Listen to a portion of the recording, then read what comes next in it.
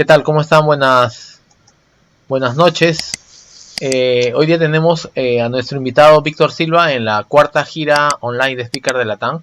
Le damos la bienvenida y bueno, te doy el pase, mi estimado Víctor. Bienvenido. Gracias por participar. Bien, gracias, Iván.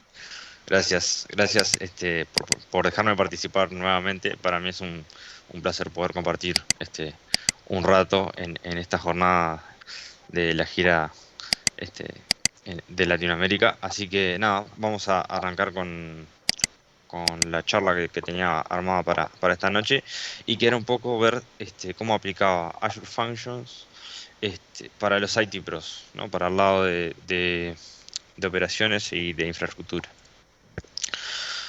Bueno, como dijo Juan, mi nombre es Víctor Silva. Me pueden encontrar en Twitter, @bmsilvamolina, y en el blog que escribo asiduamente, blog.victorsilva.com.uy. Así que bien, arrancamos con Azure Functions. Bueno, un poco para dar contexto de qué vendría siendo Azure Functions o cuál es la respuesta de Microsoft frente a los diferentes paradigmas y arquitecturas de desarrollo.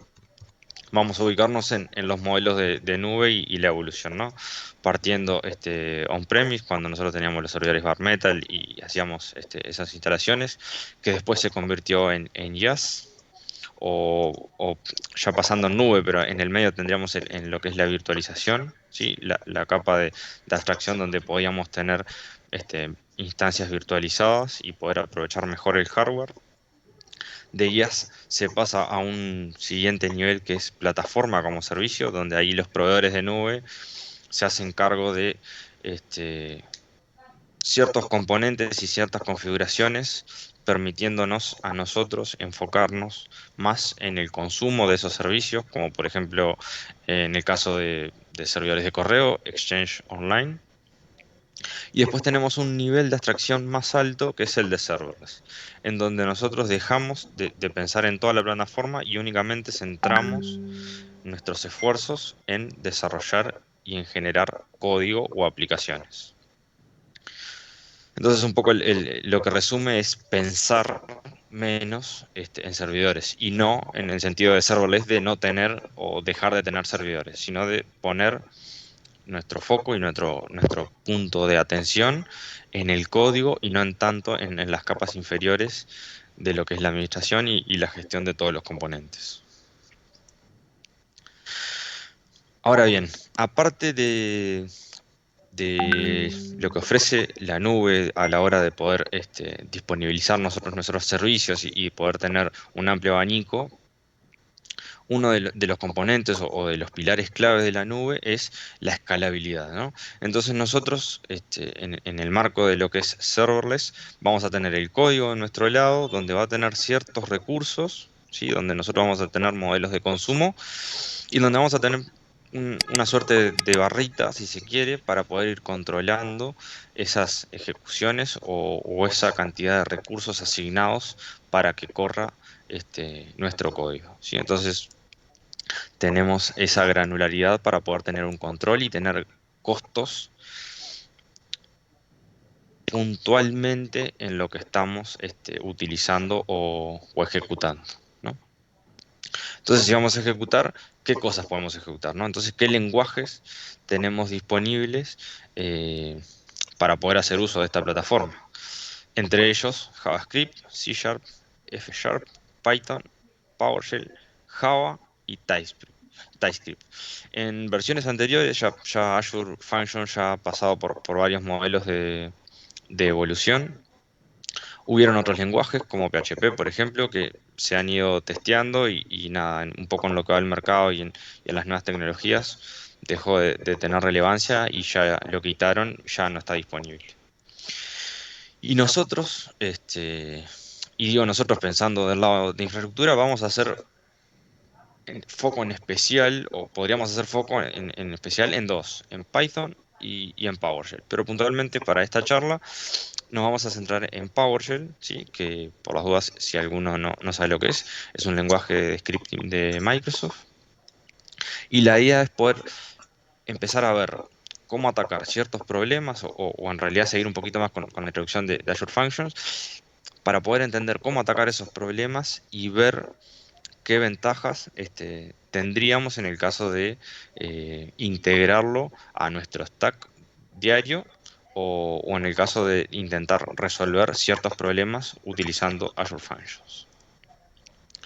Entonces, una cosa que quería destacar en realidad son los triggers o los disparadores y los bindings que permiten las funciones, ¿sí? Ahí tenemos la tabla donde tenemos diferentes tipos de cada uno y donde están los disparadores, los inputs y los outputs necesarios. Pero un poco más en detalle, vamos a ver algunos escenarios, ¿sí? Como en el caso del primero, de este de acá, ¿no? Yo tengo una aplicación donde eso genera una foto, esa foto se envía, eso se guarda en un blob storage y ahí el guardado también lo hace por medio de la función y esa salida de ese guardado también me genera un escalado de las imágenes, por ejemplo. Ese es un caso bastante típico y bastante nombrado en el mundo de las funciones, ¿sí? Podríamos ir a un lado, al lado de los dispositivos, al lado de IoT, donde nosotros tenemos componentes o dispositivos, valga la redundancia, que están enviando montones de mensajes encolados, ¿sí? Que hacen un stream analytics que podemos volcar a un stream analytics de todos esos mensajes y lo que podemos hacer ahí es transformar eh, esa información en crudo por medio de funciones para que se guarde de forma ordenada, estructurada y limpia en una base de datos, por ejemplo, ¿sí? Otro caso también podría ser que a la hora de tener un blog donde yo tengo documentos alojados y esos documentos se guardan, esos documentos se transforman, se manipulan, se filtran, se depuran y se terminan enviando, como en el caso del ejemplo, para una gráfica en Power BI. Después cosas un poco más terrenales, si se quiere, o más del lado de infra que tienen un poco más de aplicación o usos más simples, ¿no? Ciertas tareas que tendrían que ejecutarse cada X periodo de tiempo, ¿sí? Entonces nosotros tenemos un trigger que es un timer en donde nosotros podemos definir una suerte de cron, ¿sí? Un schedule que va a ejecutarse, o sea que vamos a definir ese schedule y va a ejecutarse en esa definición y de ahí ejecutar o correr algún tipo de tarea, ¿sí? En este caso, pensado en una base de datos también, puede ser la búsqueda de información no válida y para terminar con una tabla de datos limpia, ordenada. Ahí va a depender un poco de qué tarea se ejecute, pero el sentido de la tarea es ese.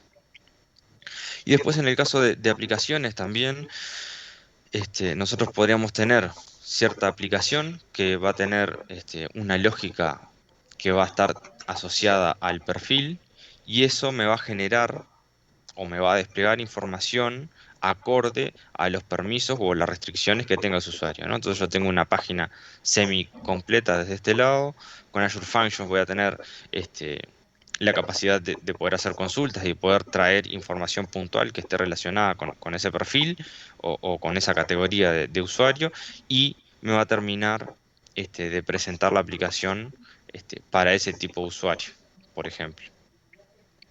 Y después un poco también asociado a lo que habíamos visto de Blob Storage, en el caso de utilizar con otros servicios de Microsoft como OneDrive, la posibilidad de también de analizar contenido, ¿sí?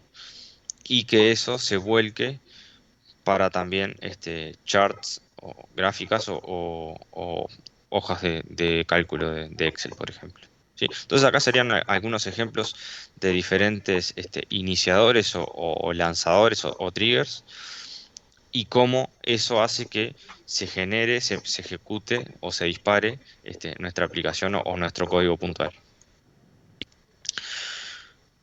Ahora bien, ¿cómo corre ese código o cómo funciona, cómo se mide, cómo Azure calcula qué es lo que estoy usando de esos recursos y me va a permitir después tener que pagar o que yo tenga que pagar lo que realmente usé? Entonces ahí tenemos ciertos modelos, ¿no? El primero es el modelo de consumo, donde se cuentan las ejecuciones. Ahí hay diferentes planes. En el caso premium, de poder disponibilizar ciertas máquinas, ¿sí? Ciertas VMs para poder correr esas funciones directamente en esas máquinas, ya sea en Azure, ya puede ser en Azure Stack también, o dispositivos de IoT Edge. Beneficios. Bueno, uno de los puntos principales es el pago por uso. ¿Sí? Ese es es el de la tapa del libro. El segundo, la reducción del time to market que se llama, ¿no? La reducción de salida en producción. Yo tengo el código que sé que funciona, eso lo publico y ya lo puedo empezar a utilizar. No tengo que pensar en toda la infraestructura, en no sé, certificados, en diferentes componentes de red y nada. Simplemente vuelco ese código en la función y ya estoy utilizando o ya estoy pronto para poder utilizarlo y disponibilizarlo.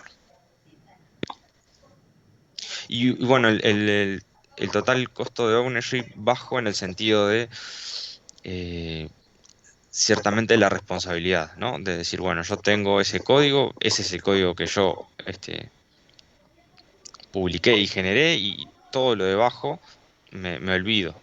Yo cuento o doy por hecho que todo lo que está por debajo está resuelto y me ocupo únicamente en pensar en la solución o en el enfoque del negocio.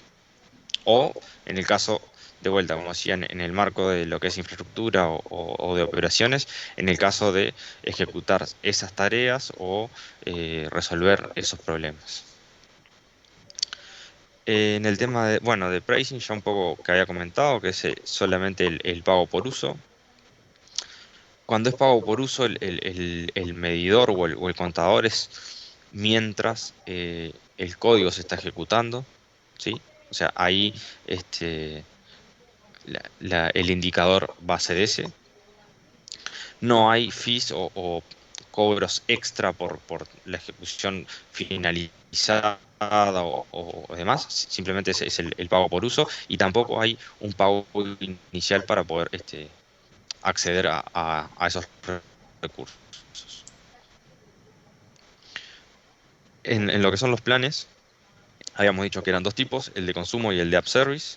El de consumo es cuando la función está corriendo, y el de app service es donde yo puedo decir, bueno, aplico un app service puntual para que este, se guarden esos recursos y estén disponibles para la ejecución de las funciones.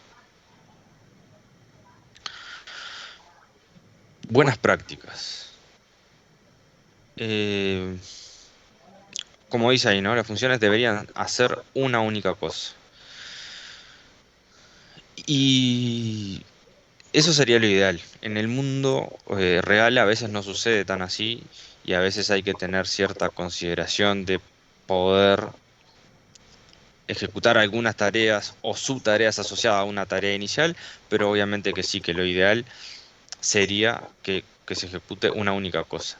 Y una única cosa pensando también en el lado de lo que es el troubleshooting o para hacer debug, ¿no? Porque si nosotros tenemos ciertos errores o tenemos que resolver algún tipo de problema, en estos componentes que están diversificados, cuanto más complejos son, más difícil es de determinar dónde se encuentra el problema, ¿no?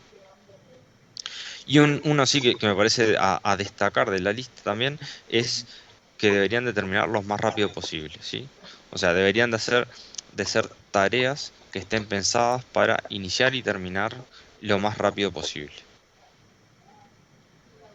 Entonces, un poco habiendo hecho esa base de introductoria de qué es la arquitectura serverless, cuáles son los componentes, los conceptos básicos. La idea es pasar directamente al portal de Azure para empezar a ver un poco más a fondo de qué va esto, ¿sí? Entonces yo ya tengo un grupo de recursos, ¿sí? Que se llama Functions Demo, donde ya tengo una función y algún otro componente, ¿sí? En este caso, Azure agrupa o engloba los servicios bajo Function Apps, ¿sí? Entonces yo puedo ir desde el portal, Function App y agregar.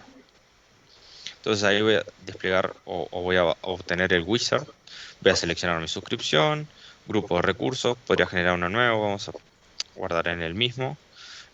Nombre, este nombre tiene que ser único, ¿sí? Porque va a estar bajo el dominio de tercer nivel de Azure Websites.net, entonces no debería de repetirse. ¿Cómo se va a aplicar como código o como container? ¿Sí? Nosotros vamos a profundizar en este caso en lo que es código y seleccionar el runtime. El runtime es bajo cierta manera sobre qué plataforma vamos a correr, ¿sí? En este caso, como habíamos dicho, que el enfoque era pensado para IT Pros y para infraestructura, vamos a avanzarnos en PowerShell Core. Tenemos dos versiones, 6.2 y 7.0. ¿Sí? Podemos elegir cualquiera de las dos. Y obviamente la región donde se va a generar. Vamos a Review y Create.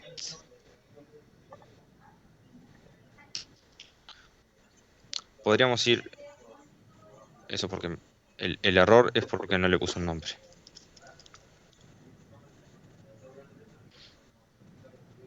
Ok, seguramente ese nombre.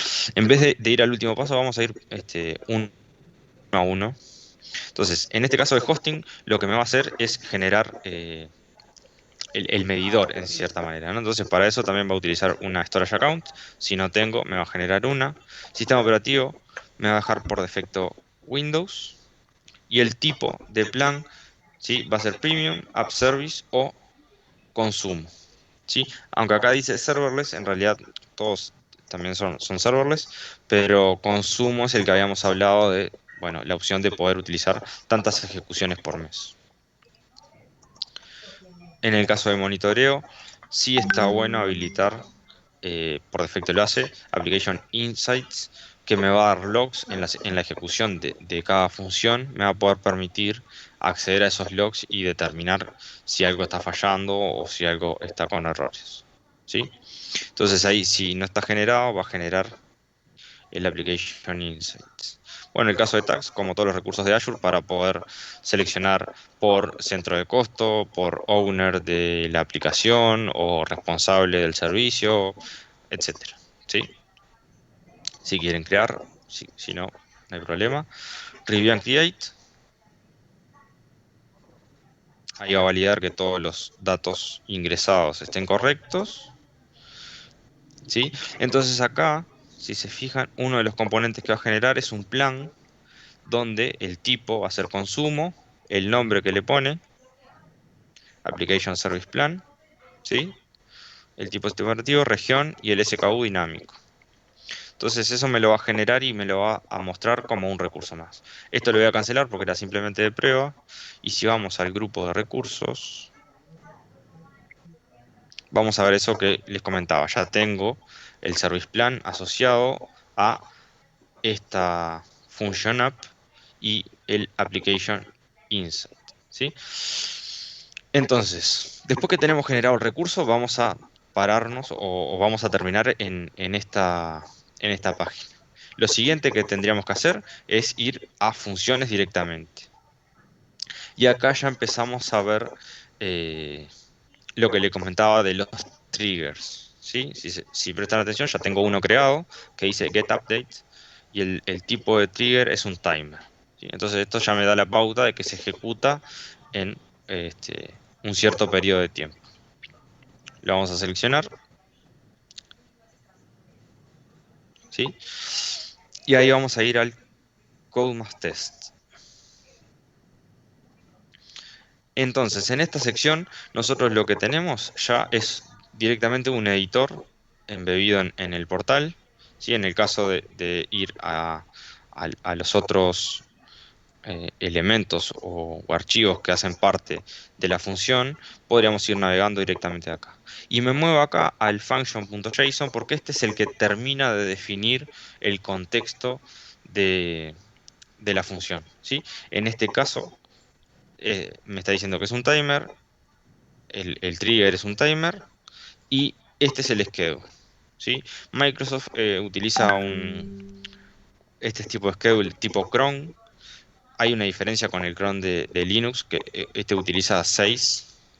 eh, estoy casi seguro que Linux utiliza 5. Y lo que hace son segundos, minutos, hora, día, mes y el último día de la semana.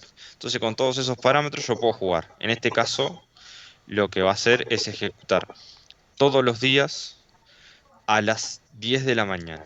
¿Y por qué a las 10 de la mañana? Porque mi zona horaria es UTC-3, entonces ahí le tengo que sacar 3 horas y ahí me quedan las 10 de la mañana. ¿Sí? Ese sería el schedule y la forma de leerlo. El README, nada, puede ser un poco de documentación también a la hora de declarar nuestra función o nuestras tareas. Y el run es directamente sí, la función en sí o el código que vamos a gestionar.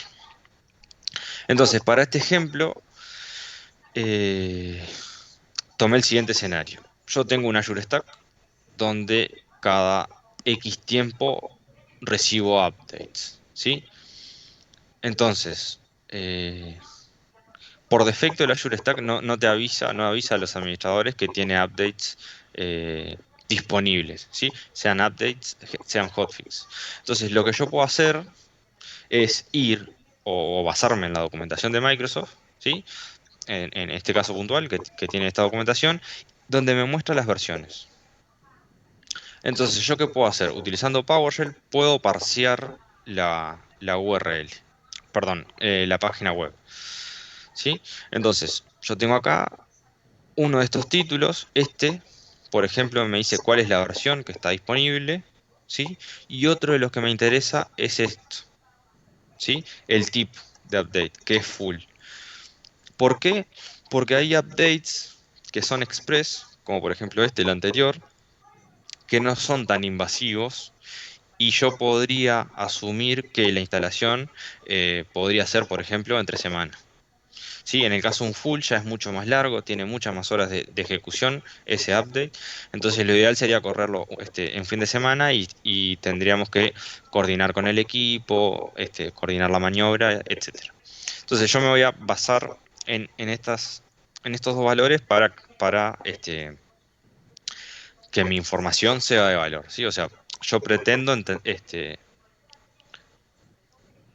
entender, no, obtener la información esta para saber que tengo un update disponible, ¿sí?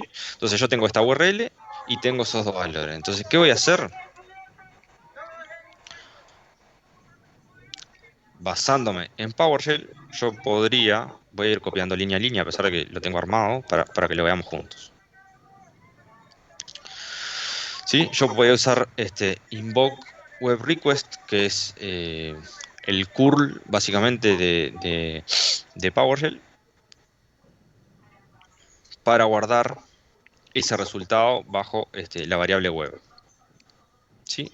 Si yo accedo a web ahora, ya tengo un montón de información y entre ellos tengo, como dice acá, el contenido crudo, toda la información y también tengo el contenido como HTML. Entonces, acá podría hacer lo siguiente. Podría definir esa variable, ¿sí? El build number, que es la versión del update que a mí me interesa, en crudo, porque allá yo tendría que hacer un poco más de, de manipulación. Lo que hago es ese contenido web, lo parseo, hago un select string, que vendría a ser un grep, más o menos. Todos los macheos contra el siguiente patrón, ¿sí? Y este es un patrón de expresión regular. Ese macheo o todos los macheos hago un expand de la property matches, ¿sí? Y ya lo dejo guardado. Entonces yo si ahora hago un build number row, bien, acá lo que estoy obteniendo son los grupos donde me coincide eh, este patrón. ¿Sí? Y si se fijan en los valores, yo tengo uno de ellos que debería, por ejemplo, tengo este, que es el primero, que me dice que vendría a ser el último, ¿no? O sea, estas son las versiones anteriores. Si lo comparo con la web, el primero, o sea, el que sería de index 0, es el que corresponde al más nuevo. Entonces, con esa información y con un poquito más, como en este caso, entro al 0, a esos grupos que machean, obtengo el valor, ¿sí? Y ahí defino el build number, que es el 2002. Entonces, voy a aplicar lo mismo, ¿sí? Modificando únicamente la expresión regular. En este caso es más sencilla porque en el título, perdón, en el texto yo tengo esta estructura que se mantiene en las versiones, lo pueden ir comprobando si navegan después, y yo quiero obtener solamente ese valor, ¿sí? Entonces hago este patrón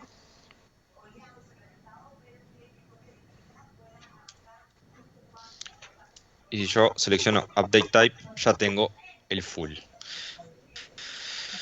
Entonces lo siguiente que puedo hacer es tener ese mensaje, ¿no? Tenemos un update, ya salió, perdón, acá hay un error, por eso no lo imprimió bien.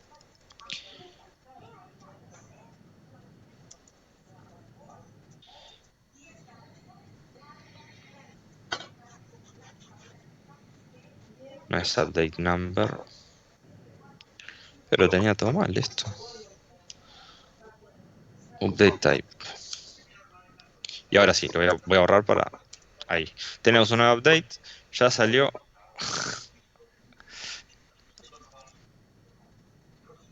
Ahí, ¿qué pasó, mi estimado? por... No, digo, como estabas ahí peleando con el código. No, porque en realidad había quedado mal el demo, pero porque estaba mal invocada la variable. Ahí ya quedó correcto. Vale. Entonces, sí, sí, sí. No, no, era solamente error de escritura. Ahí sí quedó. Ya salió el 2002, que es el último update, y es un update del tipo full. ¿Sí? Entonces, lo que yo voy a hacer con eso es decir, bueno, esto me gustaría tenerlo en un correo. Entonces, acá vamos a ir a un servicio que a mí me gusta mucho en Azure, por lo funcional y aparte que es gratuito, que es SendGrid. ¿Sí? SendGrid es una solución de SMTP en donde yo puedo generar un recurso que me permite enviar hasta 25.000 correos por mes gratis. Únicamente le damos add, ¿sí? Un nuevo servicio, completamos los pasos, account, name, password, ¿sí?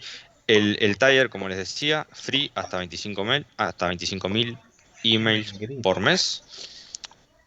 Datos de contacto, crear y listo. Me va a llevar a un recurso como este y después voy a ir a Manage y ahí voy a poder definir una key que voy a poder utilizar para enviar.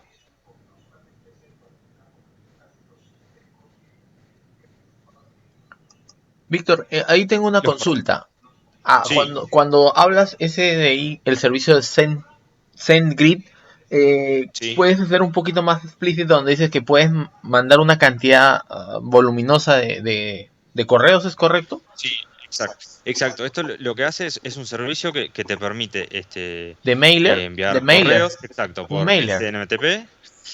Y uno de los o sea, del offering que tiene es un tier gratuito que te permite enviar hasta 25.000 mails Wow, por mes. wow. Entonces, lo que tú precisas es generar ese usuario y generar la password. Entonces, utilizando este username y password y el server name que es sendgrid.net, no me Ujú. acuerdo. por dónde era que lo obtenías, eso lo puedes utilizar con, por ejemplo, curl o, por ejemplo, send mail message, y Ah, ahí podés enviar el correo. vale. Entonces, nosotros lo que vamos a hacer es, teniendo esos datos, vamos a ir a la función, ¿sí? Y vamos a definir este bloque, ¿sí? Entonces, lo que está acá es lo que ya vimos, todo el parseo de la web. Acá lo guardo en el host para que me lo muestre en el log únicamente, y ahora voy a explicar mejor lo de las variables, pero acá nos vamos a detener que esto va a ser el envío, ¿sí? Yo acá defino el SMTP server, el puerto que voy a utilizar para enviar, el username, password, cuál va a ser el asunto, ¿sí? El body, que es el mismo body que habíamos impreso acá en la consola, ¿sí? Ese va a ser el body del mail. Y lo que hago es generar el recurso, el objeto en realidad, de SMTP client, que utilice SSL, las credenciales que ya le pasé anteriormente, y hago el send. Entonces de ahí, enganchando todo, lo que hago es obtengo esa información que a mí me sirve, que se ejecute cada X días. Ahora vamos a ver la validación. Esa información la recolecto, armo un correo y lo envío. Entonces ahí me voy a detener en dos cosas. La primera es que yo tengo acá información enmascarada, si se quiere, o segura. ¿Y por qué? Porque a nivel de las aplicaciones, o sea, de las function apps, yo puedo definir variables o lo que se llaman app settings, ¿sí? O sea, son configuraciones a nivel de la aplicación, que yo las puedo llamar con PowerShell de esta manera, ¿no? Pesos, env, dos puntos, app setting, guión bajo y el nombre de esa configuración. ¿Dónde se guarda esto? A nivel de la raíz de la aplicación. Yo voy a configuración, ¿sí? Y acá yo ya tengo algunas que ya están creadas por defecto y estas otras son las que yo creo, ¿sí? Entonces ahí yo tengo SendGrid Username, API Key, por ejemplo, ¿sí? Y en el server, el servidor donde yo apunto. Entonces, esto también me va a permitir a mí alojar de manera segura información sensible, como por ejemplo usuarios. También tengo la posibilidad de utilizar eh, otros servicios como Azure Key Vault, que es un almacén seguro y más robusto, es un servicio específico, pero ahí ya tendría que utilizar más comandos en la función para poder conectarme a ese Vault, traer la información, eso guardarlo en tiempo de ejecución de lo que es mi código y ahí utilizarlo.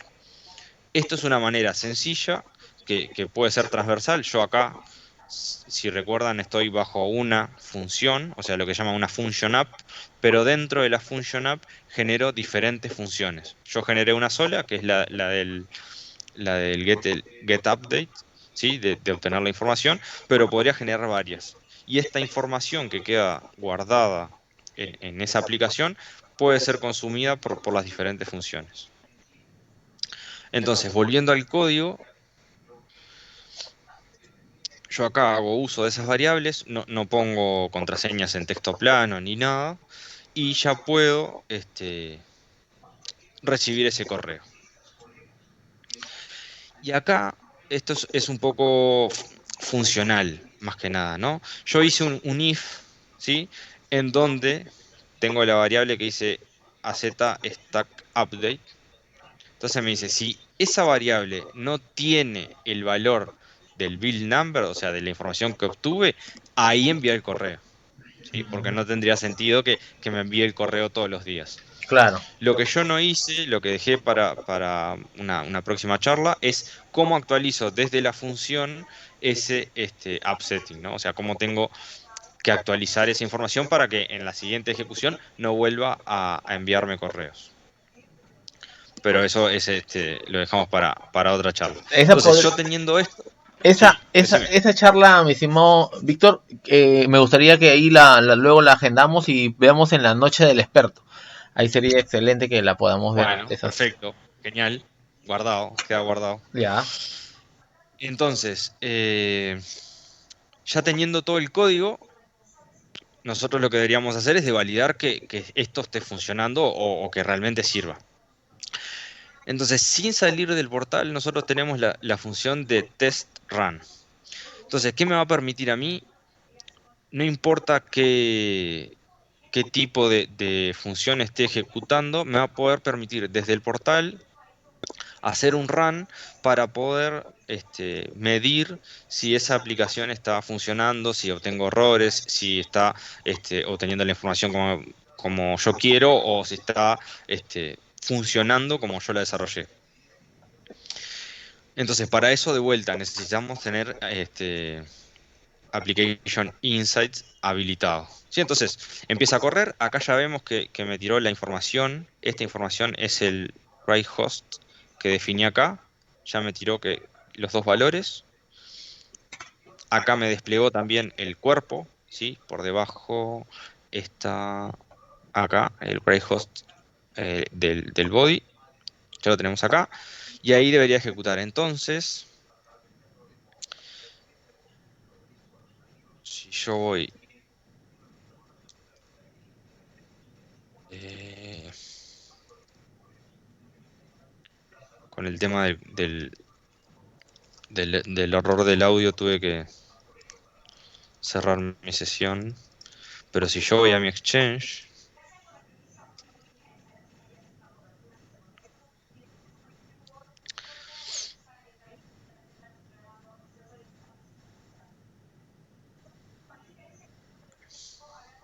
debería tener...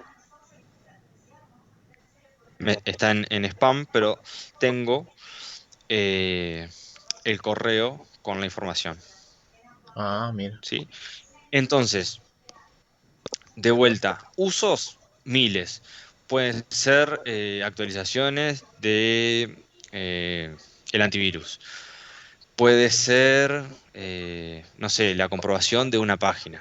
¿Sí? O sea, si yo no tengo un servicio de monitoreo y yo por mes esos 25.000 correos que tengo gratuitos los divido, los segmento, no sé, vamos a suponer que la página falla 3 veces por día. O sea, tengo más del mes para poder utilizar como notificación. Entonces podría tener una función que haga un chequeo de la página y que cuando la página esté caída, por ejemplo, me avise. Podría, no sé, yo antes lo tenía esto y que lo usé para un workshop hace un par de años en, en Pact, que es la editorial de libros. Antes todos los días te daban un libro gratis. Entonces no estaba la opción de suscribirse por RCS y que te lo enviara. Después la habilitaron. Entonces lo que hacía era chequear, hacer el parseo, traerme el título y me lo mandaba a correo. Entonces decías, hoy, el libro de hoy es tal. Si me interesaba, iba y lo descargaba. Este, usos, lo que la imaginación le dé. Me pareció que este estaba bueno porque a veces nosotros precisamos estar al tanto de algunos cambios o de algunas notificaciones y esto englobaba como mucha cosa, ¿no? El caso de poder tener información sensible para hacer una ejecución puntual con PowerShell, englobaba el envío de correo y cómo poder resolverlo con Azure Functions directamente, ¿sí? O sea, utilizando PowerShell por medio, pero con los valores lo podemos integrar y el resultado de esa ejecución que lo envíe por correo. Y el tipo de función de trigger que puede ser ejecutado con un periodo recurrente. Ahora bien, eh, tenemos o las tareas diarias a veces hacen que tengamos que delegar ciertas cosas a los usuarios, ¿sí? Entonces, una cosa que está buena, que a mí me gusta y la he compartido algunas veces, es en el caso de que los usuarios puedan ellos mismos configurarse cosas, ¿sí? O habilitar cosas. Entonces, el siguiente escenario o la siguiente demo es pararnos en lo que sería bases de datos. Sí, yo tengo una base de datos. Bueno, en este caso toqué el servidor, pero eh, voy directo a la base, ¿sí? tengo un Azure SQL Database, que obviamente está asociado a un servidor porque tiene toda la parte de configuración, y yo tengo un problema. ¿Qué pasa? Si yo quiero conectarme a estas bases, necesito tener eh, el firewall habilitado. Si yo no tengo el firewall habilitado, yo no puedo acceder a esa base, ¿no? Entonces yo ya tengo una regla creada acá que dice IP y esta es mi base actual. Si yo voy a if config.me, ¿sí? 116, 186, 54, 116, 53. ¿Sí? Me cambió la IP. O sea, no es esta ahora. Entonces, si yo voy a Azure Data Studio, esa IP que tenía no está en esta lista, no debería dejarme conectar a, a este servidor, a esta base, ¿no? Entonces vamos a hacer la prueba.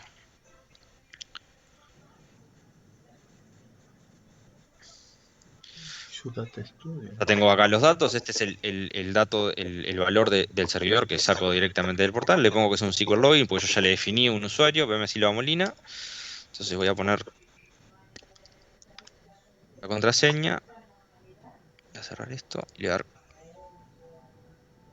connect, ¿sí?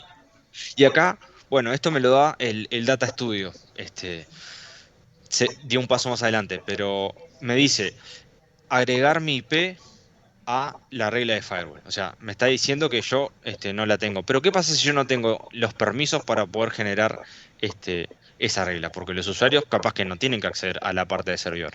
Entonces ahí una opción que podemos hacer es que los propios usuarios tengan una suerte de perfil o una suerte Claro. de app o de URL para que puedan ellos mismos gestionarse ese acceso. Entonces lo que vamos a hacer es, desde Visual Studio Code, vamos a ver que desde acá nosotros también podemos publicar funciones, ¿sí? Una de las extensiones que tiene Visual Studio Code es la de Azure. Y si nosotros la instalamos, nos aparece este botoncito que nos va a permitir acceder a los recursos más comunes. Y obviamente aparece Azure Functions. Entonces yo lo que voy a hacer es iniciar sesión con mi cuenta de Azure.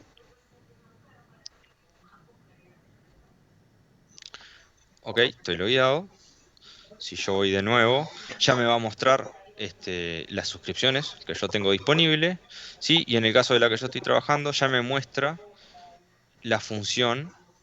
Vamos a movernos acá, si no nos salimos de ahí.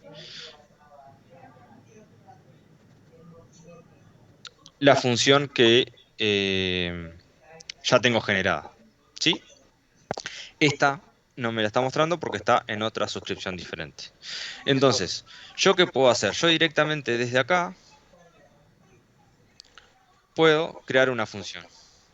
¿Sí? Entonces me va a decir que la carpeta seleccionada no tiene ningún proyecto de función, genera uno nuevo y es tipo de lenguaje. De vuelta, vamos a seguir con PowerShell. El template, ¿sí? Eh, HTTP, en donde yo ahí voy a hacer un post o un get, ¿sí? Le vamos a poner SQL Management Firewall. Nivel de autorización es a nivel de función. Y ahí ya me va a generar todos los componentes necesarios para que yo empiece a desarrollar directamente desde mi máquina.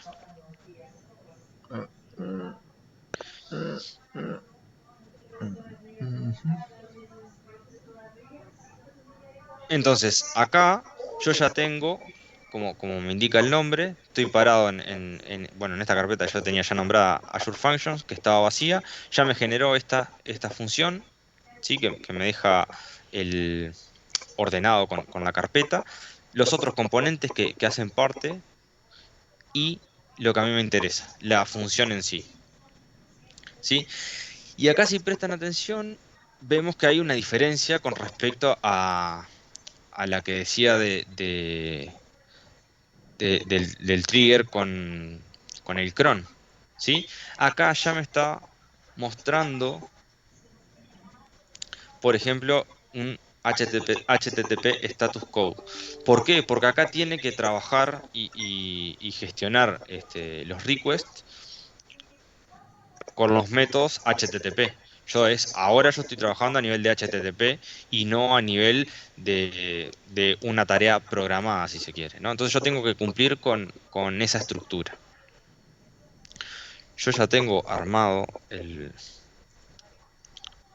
script y vamos a ir repasándolo, ¿sí? Lo primero es que usa el namespace system.net.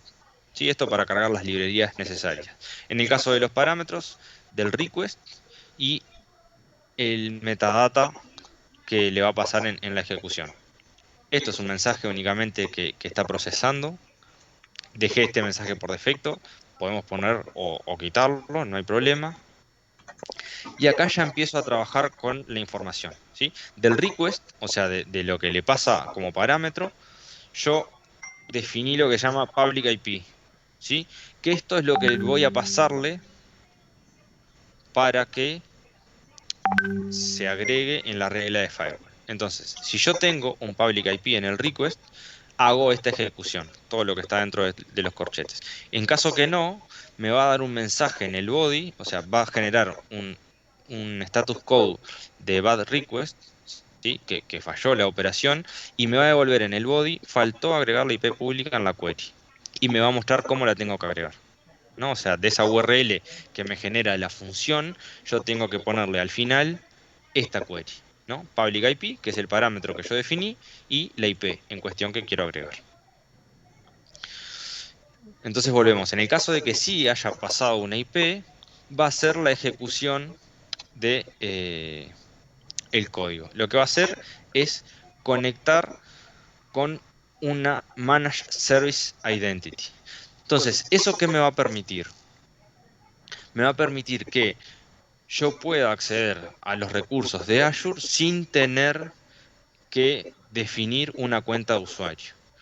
¿Dónde lo controlo eso? En la parte de acceso, puedo decirle que se valide a nivel o que le dé la validez a una Managed Service Identity para que pueda tomar el control de la ejecución de la función. Ahora lo repasamos en el portal donde se hace. En el contexto le digo que seleccione la suscripción correspondiente a donde yo quiero trabajar, ¿sí? Acá escribo en el log únicamente lo que habíamos visto para poder tener referencia, que se va a agregar esa IP. Defino el date, o sea, hago un formateo de la fecha con esa estructura, día, mes, año, time, hora, minutos, segundos, ¿sí? Del día de hoy, del día de la ejecución. Y lo que hago es utilizar el comando del módulo de Azure para agregar la regla de firewall. Y únicamente completo con los valores correspondientes. Grupo recursos, servidor, el nombre de la regla, cuál va a ser la IP de start, la IP de fin. ¿Por qué start y fin? Porque en el caso de la regla me muestra esos valores. Si yo quiero poner un rango, voy a cambiar. Si yo quiero poner una única IP, pongo la misma y listo. ¿Sí? La misma en los dos campos. Defino que el status va a ser OK, que va a estar correcto, y que en el cuerpo de la devolución de esa consulta me diga que se agregó la IP pública correctamente a la whitelist. Oh. ¿Sí? ¿Ahí me ibas a hablar o...? No, ahí decía que nos quedan 5 minutitos para... Ah, bien, perfecto. Lo voy redondeando. Entonces, toda esa información la termino de hacer un push para que me la termine de devolver. ¿Sí? Entonces ahí devuelvo en la respuesta cuál va a ser el response context de lo que es la consulta HTTP con el status code y el body. Entonces eso, después que ya lo tengo guardado, esta función le doy guardar y lo que voy a hacer es de vuelta en la extensión de acá, de Azure, que tengo proyecto local, la voy a seleccionar, ¿sí? Y le voy a decir deploy tu function app. Entonces me va a decir, bueno, ¿cuál es tu suscripción? Visual Studio. Si ya tenés una función creada o crear una nueva, vamos a crear una nueva para seguir los pasos. Acá le vamos a poner SQL management test. Va a ser PowerShell. Va a ser de consumo. Grupo de recursos, vamos a ponerlo function demo. Storage account, vamos a usar esa. Application Insights, voy a usar uno que ya tenía creado y ya me la va a publicar. Entonces, si yo voy a la parte de funciones, debería de aparecer una tercer función.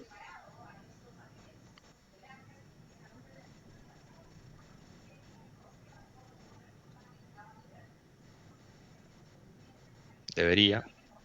Ahí está. Capaz que me da. No, es parte de la... Vamos a prenderle una vela al dios de las demos.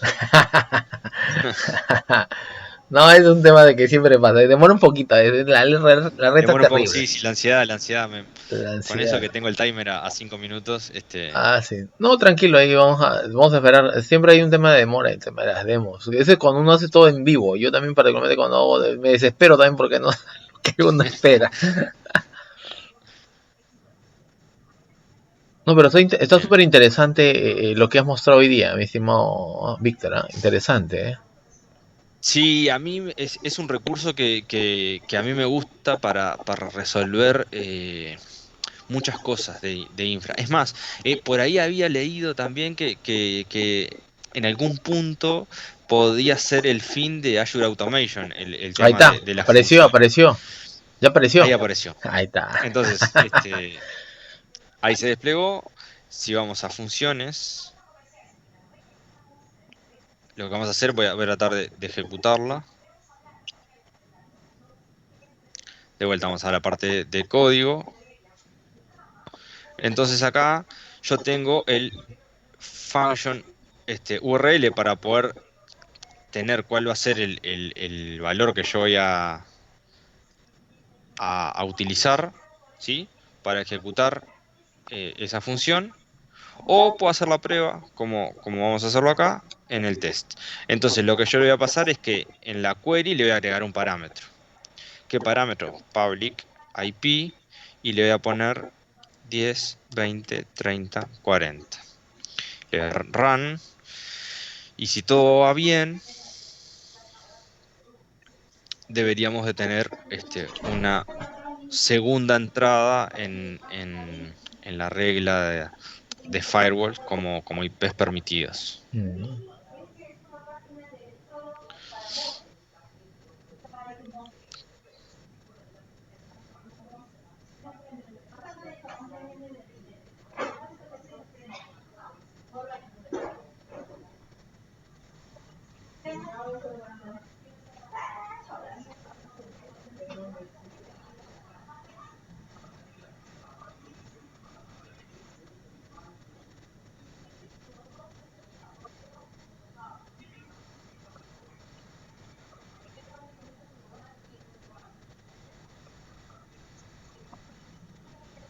Yo no sé si es mi internet o qué, pero Y es así. No, es un tema de la red. En todo el mundo es esto. Es terrible.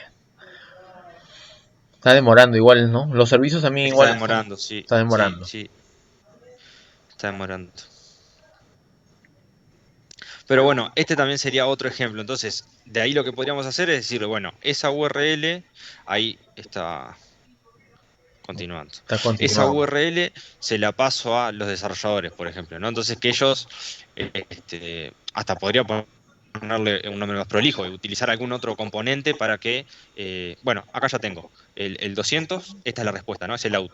El 200, ok, y el body de lo que me responde, o sea, lo que se vería si yo lo estuviese haciendo desde el navegador, se agregó correctamente. Entonces, si vengo acá, debería de estar.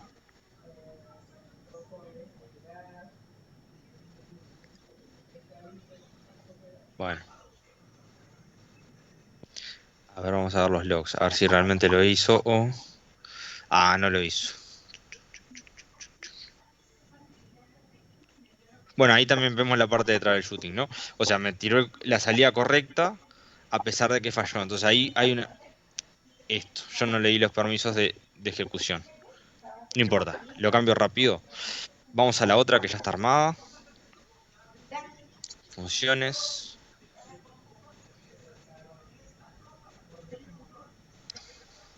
Para que vean que realmente lo hace y que no es...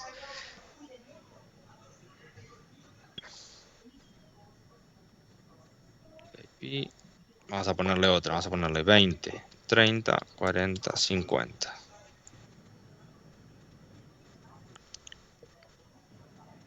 Así sabemos que corresponde a esta. Y en el caso de lo que le comentaba de los permisos, hay que tener consideración de eso, de asignar el nivel correcto para no tener ese tipo de problemas, como me pasó a mí ahora. A ver si está todavía. Bueno, acá ya me está diciendo, sí, esto me está mostrando que hubo un avance. ¿Por qué? Porque ya en el output ya me está diciendo que es cuál es la suscripción que tenía realmente permisos, ¿sí?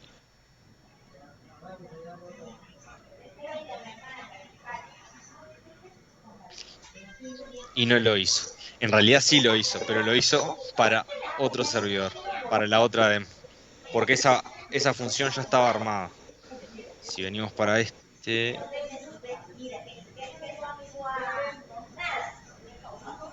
acá sí está la 20, 30, 40, 50 que fue la que ejecutamos. Si se fijan, acá muestra otra suscripción. Recuerden que cambiamos, como falló la primera, pasamos a esta que ya estaba armada y esta tenía los valores viejos de la otra demo que tenía armada. Entonces, tenía otra suscripción y otro servidor. Entonces, por eso fue que sí la creó, pero en el otro server y no en el que teníamos armado. Pero el sentido de la demo es ese, mostrar que también por medio de una página web, en realidad, pasándole un parámetro, podríamos, por ejemplo, definir el acceso a una IP. Pero así puede ser el alta de usuarios, puede ser el manejo de credenciales. Capaz que no tanto el tema de cambiar la contraseña, porque hoy ya hay algunos portales y Azure provee herramientas como para que el usuario directamente lo cambie, pero en su momento o para otra aplicación de tercero que tenga una API, se podría generar un portal desde ahí y que el usuario haga el cambio o el manejo de contraseña. Entonces, las opciones a nivel de infra están muy variadas y nada, el sentido de la charla era ese, abrir un poco la cabeza y mostrar que hay otras opciones y que se puede utilizar, que es gratis en cierta medida porque tenemos un límite de ejecuciones, pero para tareas medianamente básicas, da y sobra. Y tenemos también otros recursos gratuitos, como en el caso del envío de correos, que también podemos aprovechar a favor. Sí. Así que con eso cierro. Ok. Entonces, gracias, mi estimado Víctor. Te agradezco el tiempo, la verdad. Para mí ha sido un gusto nuevamente tenerte en la gira. Es tu segunda participación en Es gira. mi segundo, sí. Tu segunda. Espero tenerte también, como te dije, vamos a quedar en coordinación para ver la noche del experto y poder Dale, complementar perfecto. esta charla que la verdad es bastante importante, el manejo de PowerShell con el tema de Azure para poder ejecutar ciertas tareas ya automatizadas, ¿no? Y ¿Cómo no? Un obviamente placer. quedas obviamente ya en coordinación porque el próximo año estamos de aniversario. Espero también contar ya de Sin anticipadamente con duda. tu Sí, sí, sí. presencia. Estamos viendo y tener muchas novedades para el próximo año. Este año realmente hemos superado mucho la expectativa. Tenemos más de 34 speakers de verdad en esta gira, en este cuarto año, Wow, wow. y hemos empezado con muy pocos y hoy día ya se han sumado bastante. Y la verdad que alegra mucho tener también personas como tú que nos apoyan en iniciativas de comunidad también. Muchas gracias, mi estimado. Bueno, muchas gracias y a las órdenes para lo que necesite. Listo, muchísimas gracias. Gracias también a los que se estuvieron conectados. Víctor, tan pronto tenga el video, te comparto el link también para que lo coloques en tu blog para que lo Bien, puedan ver. Sí, estamos en comunicación. Perfecto, genial. Muchísimas Genial, gracias. bien. Un abrazo a la Por distancia. favor, a las órdenes. Buena Salud. jornada. Gracias.